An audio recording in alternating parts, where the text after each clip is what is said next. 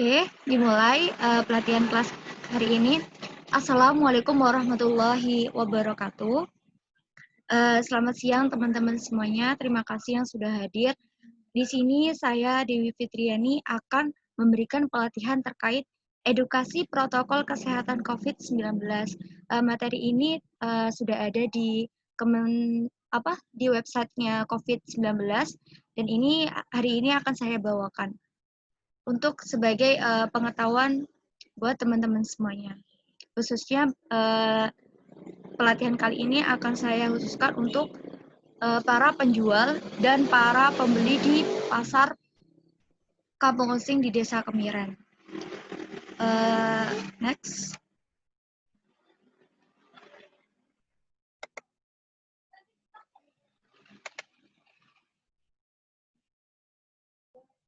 Nah,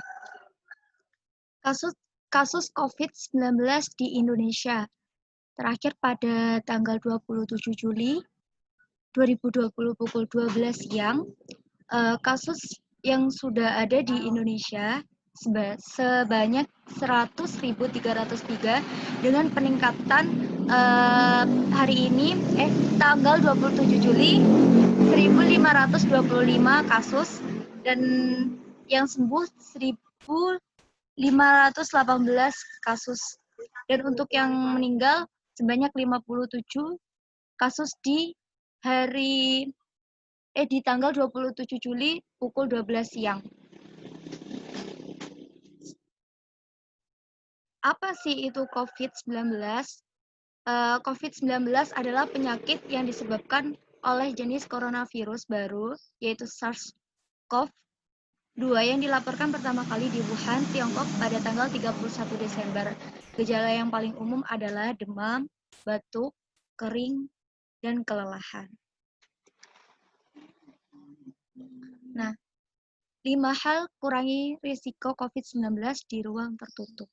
Jadi ini penting banget buat teman-teman semuanya apabila kalian sedang berada di ruangan tertutup dan berikut adalah cara untuk mengurangi resikonya.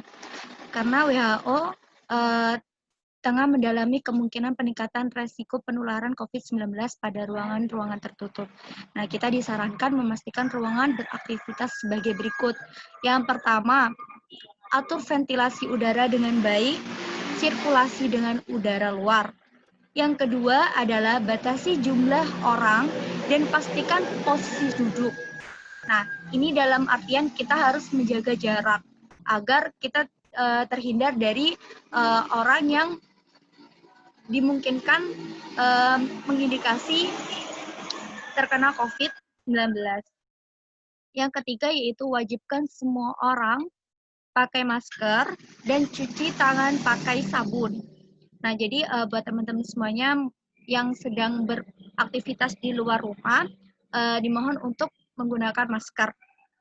Dan jangan lupa cuci tangan. Kalau memang teman-teman semuanya sedang berpergian, bisa membawa hand sanitizer. Yang keempat yaitu pastikan sehat ketika beraktivitas di luar rumah atau tempat publik. Jadi buat teman-teman yang mungkin merasakan keluhan demam, batuk, dimohon untuk mengurangi kegiatan di luar rumah karena kita tidak tahu kesehatan kita sedang baik-baik saja atau tidak seperti itu. Jadi kita harus memastikan diri terlebih dahulu, kita harus sehat baru kita beraktivitas di luar rumah. Jika memang kepentingannya itu tidak urgent seperti itu. Yang kelima yaitu patuhi protokol kesehatan.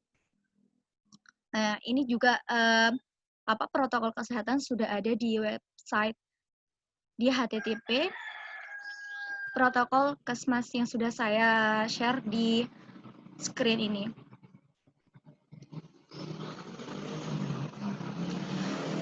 Yang ketiga yaitu gotong royong bersama melawan COVID-19. Agar Indonesia dapat kembali produktif dan aman dari COVID-19, kita harus bersama-sama gotong royong dalam adaptasi kebiasaan baru.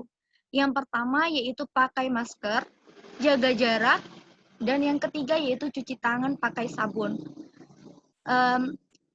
Kita bisa menggunakan sabun merek apapun, dan kalau bisa jangan hanya mencuci tangan menggunakan air saja. Yang kedua yaitu jujur riwayat perjalanan dan penyakit pribadi. Jadi teman-teman jika terdapat seperti pengecekan kesehatan, kita harus jujur.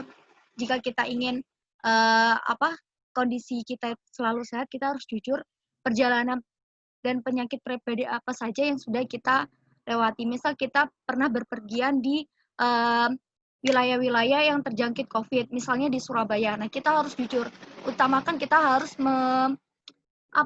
isolasi mandiri terlebih dahulu sampai kita benar-benar dinyatakan sehat.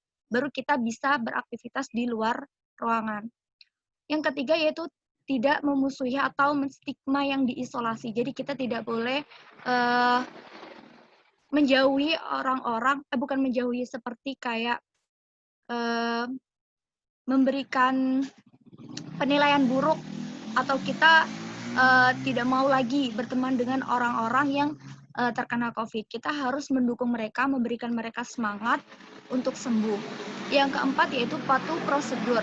Nah, ini penanganan pasien dan jenazah, kita juga harus mematuhi prosedur dan protokol kesehatan karena memang sudah banyak sekali pelanggaran-pelanggaran yang dilakukan sehingga akan menyebabkan masyarakat yang awalnya tidak terkena COVID malah menjadi terkena COVID karena mereka tidak mematuhi prosedur dan protokol kesehatan dalam penanganan pasien dan jenazah.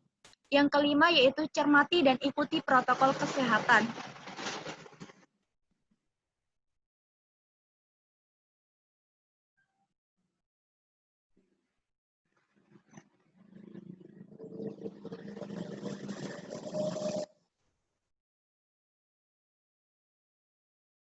Selanjutnya yaitu fase berbahaya. Disiplin protokol kesehatan adalah kunci. Di berbagai negara sedang adaptasi kebiasaan baru. Agar tetap produktif dan aman dari COVID-19, WHO mengingatkan dunia dalam fase berbahaya. COVID-19 masih gentayangan, vaksin belum tersedia. Patuhi protokol kesehatan, keselamatan kita tanggung jawab bersama. Jadi kita harus benar-benar memperhatikan protokol kesehatan agar kita juga bisa selamat dari COVID ini. Karena yang kita ketahui bahwa setiap harinya kasus COVID semakin bertambah, maka dari itu kita harus mengimbangi dengan bertambah pula kedisiplinan kita terhadap protokol kesehatan agar masyarakat yang sudah terjangkit COVID cepat sembuh. Karena kalau kita sendiri yang mengabaikan protokol kesehatan, maka orang-orang di sekitar kita juga dalam fase berbahaya juga. Nah, untuk meningkatkan imunitas tubuh, maka terdapat hal-hal yang harus kita perhatikan, yaitu kita harus melihat asupan nutrisi tubuh. Nah, di sini sudah saya paparkan. Yang pertama yaitu perbanyak makan buah dan sayuran dengan ragam variasi. Dan yang kedua yaitu konsumsi makanan kaya biji-bijian, kacang-kacangan, dan lemak sehat seperti zaitun, wijen, dan kacang tanah. Yang ketiga yaitu waspada asupan lemak, gula, dan garam. Jangan berlebihan. Yang keempat yaitu minum air putih secara teratur, 6-8 gelas per hari bagi dewasa. Yang kelima yaitu hindari minuman beralkohol dan berhentilah merokok. Dan berikut adalah hal-hal yang perlu kita perhatikan untuk menjaga nutrisi tubuh kita agar tetap sehat. Selanjutnya yaitu menjaga imunitas tubuh, konsumsi makanan sehat murmer. Nah, jadi kita makanan sehat tidak selalu mahal ya. Ini juga ada tips untuk makanan sehat yang murah yang bisa kita dapatkan. Yang pertama yaitu tahu, tempe, ikan, telur adalah sebagai sumber protein dan mineral. Yang kedua yaitu dalam buah-buahan kita bisa mengonsumsi pisang, jeruk, pepaya, apel sebagai sumber vitamin dan mineral. Dan untuk sayurannya kita bisa mengonsumsi bayam, daun singkong, buncis sebagai sumber serat dan mineral. Kombinasi asupan makanan berimbang menjaga tubuh tak mudah tumbang. Dan yang selanjutnya yaitu cegah penularan COVID-19. Pakai masker dengan benar. Yang pertama yaitu sebelum pasang masker, kita terlebih dahulu harus mencuci tangan pakai sabun agar kita tahu bahwa tangan yang kita gunakan untuk memasang masker adalah tangan yang bersih. Yang kedua yaitu masker menutupi mulut, hidung, dan dagu. Tak ada sela antara wajah dan masker. Yang ketiga yaitu hindari menyentuh bagian depan masker saat digunakan. Yang keempat yaitu ganti masker yang lembab, basah, atau mulai kotor. Yang kelima, saat buka masker, lepas dari belakang. Jangan sentuh bagian depannya. Dilanjutkan dengan cuci tangan pakai sabun atau gunakan hand sanitizer. Di sini ada catatan, masker medis hanya 1 kali pakai, buang di tempat sampah tertutup usai digunakan. Masker kain dapat berulang kali dipakai, namun segera cuci dengan deterjen setelah digunakan, agar kita memastikan bahwa masker yang kita pakai dalam kondisi bersih. Jadi masker yang sudah digunakan itu harus dicuci, jangan digunakan berhari-hari. Kalau kita gunakan berhari-hari juga sama aja, itu bakal sudah mengandung kotoran. Dan di sini ada tips mencuci masker. Yang pertama adalah rendam masker dalam air hangat dan deterjen. Yang kedua adalah setelah 10 menit, kucek masker dengan lembut. Yang ketiga, bilas masker dengan air mengalir hingga bersih. Dan yang keempat yaitu keringkan di bawah sinar matahari langsung. Yang kelima adalah setrika masker dengan panas sesuai tipe bahan. Yang keenam adalah simpan di tempat yang bersih dan siap dipakai kembali. Ini tips mencuci masker kain buat teman-teman semuanya yang mungkin belum tahu gimana cara mencuci masker kain yang bersih dan aman untuk kita gunakan. Sekian presentasi kita hari ini. Mungkin teman-teman yang punya pengalaman atau berbagi ilmu silahkan. Karena di sini kita pelatihannya sifatnya santai saja, sharing-sharing. Mungkin dari teman-teman semuanya ada yang ditanyakan atau ingin berbagi ilmu. Sini, monggo. Saya kasih waktu 5 menit.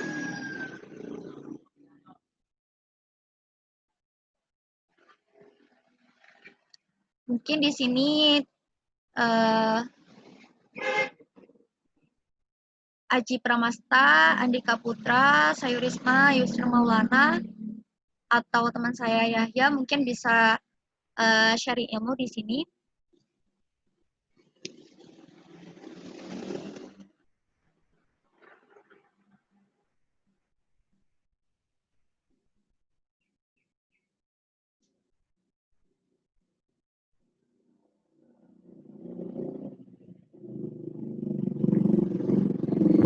Ini boleh bertanya?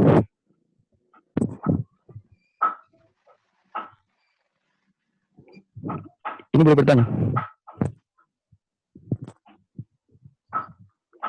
Halo?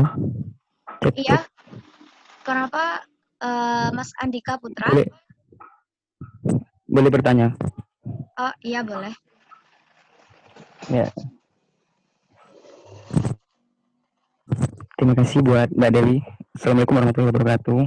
Waalaikumsalam warahmatullahi wabarakatuh. Nah, ini yang saya ingin tanyakan.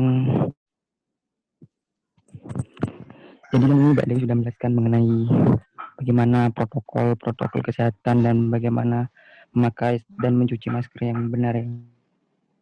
Kita tahu sendiri masyarakat Indonesia ini kan sifatnya memang agak bandel jika untuk mematuhi protokol kesehatan. Dibandingkan negara-negara lain kan Indonesia ini pertumbuhan atau penambahan kasus positif bukannya malah turun tapi semakin naik. Nah, yang saya tanyakan ya, bagaimana jika Indonesia menerapkan herd immunity? Seperti contoh negara yang berhasil menerapkan herd immunity. Contohnya negara Swedia, Inggris. Itu kasusnya cepat di awal. Banyak kasus kematian, tapi di akhir sampai bulan Juni landai. Nah, bagaimana jika herd immunity ini diterapkan di Indonesia? Apakah menurut Mbak Dewi ini bakalan berhasil atau gimana? Mengingat kondisi masyarakat Indonesia ini kan cenderung cuek terhadap protokol kesehatan. Terima kasih. Itu saja yang saya tanyakan. Assalamualaikum warahmatullahi wabarakatuh. Waalaikumsalam warahmatullahi wabarakatuh. Oke, baik. Mungkin ada yang ditanyakan lagi dari teman-teman semuanya.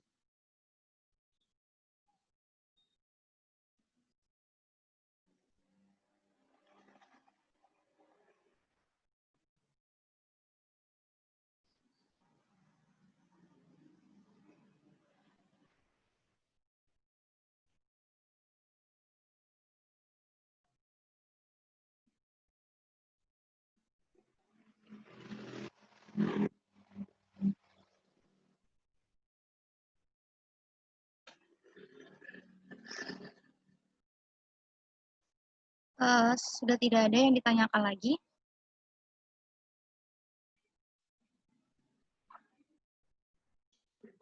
Di sini mungkin saya akan menjabarkan sesuai dengan pengetahuan saya karena memang background saya bukan dari orang kesehatan.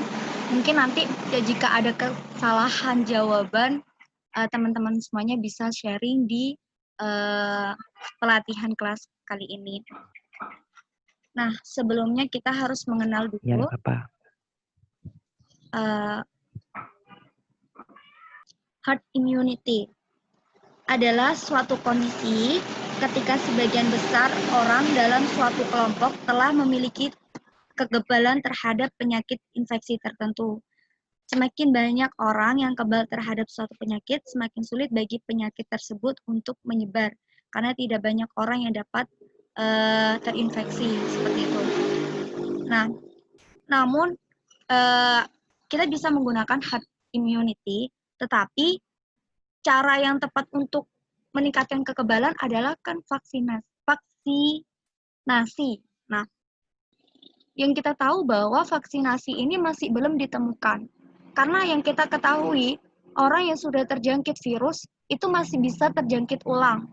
Mungkin memang tidak separah yang di awal. Mungkin hanya merasakan sakit ringan saja. Namun ternyata yang kita ketahui bahwa orang yang terkena virus dan dinyatakan sembuh, jika beliau terkena virus lagi itu masih bisa seperti itu.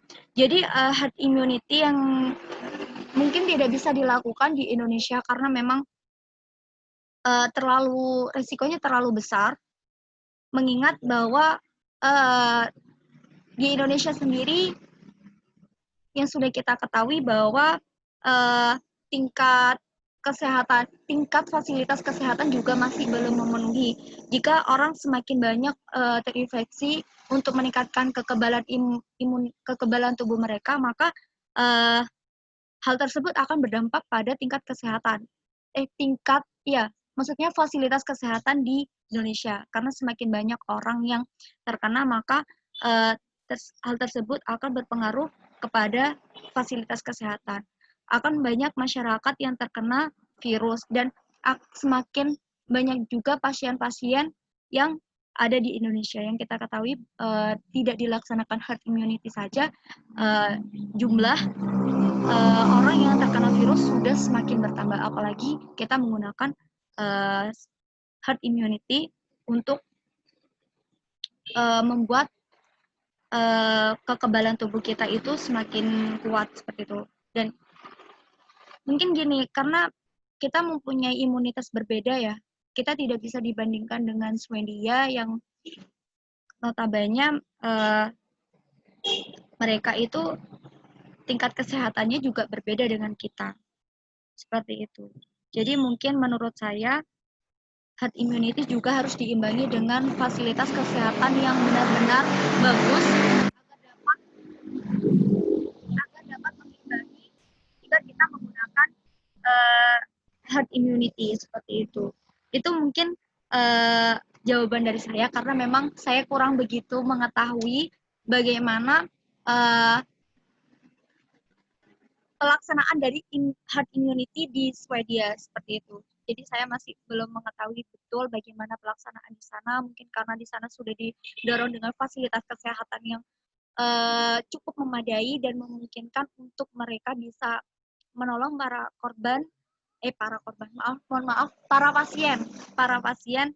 Jadi mungkin hal tersebut mungkin bisa dilakukan, tapi kan kita fasilitas kesehatannya masih belum cukup memadai. Banyak juga terdapat rumah sakit yang menolak pasiennya dikarenakan sudah kewalahan. Nah, seperti itu. Mohon maaf, Mas Bayu, saya kurang memuaskan untuk jawabannya karena memang saya kurang mengetahui betul bagaimana herd immunity tersebut.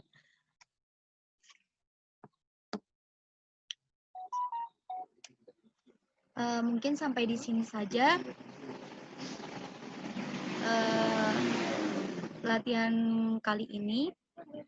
Saya ucapkan banyak-banyak terima kasih buat teman-teman yang sudah berpartisipasi dalam pelatihan kelas kali ini, dan saya juga ucapkan terima kasih kepada Mas Meris selaku Ketua BUMDes yang ikut menyaksikan pelatihan kelas kali ini. Saya akhiri, wassalamualaikum warahmatullahi wabarakatuh.